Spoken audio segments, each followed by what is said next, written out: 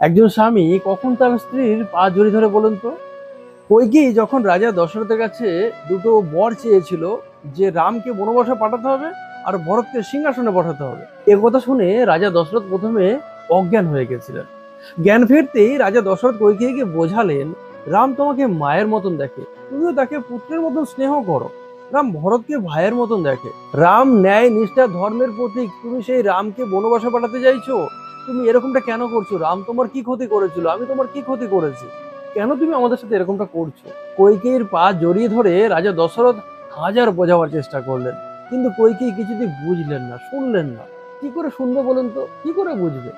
যখন কোনো নারীর মাথায় টাকা পয়সা, যশ ঐশ্বর্য, রাজত্ব এসব মোহ ঢুকে যায়, তখন সেই নারী দশরথের কথা কি করে শুনবে? কি করে বুঝবে দশরথের কথা?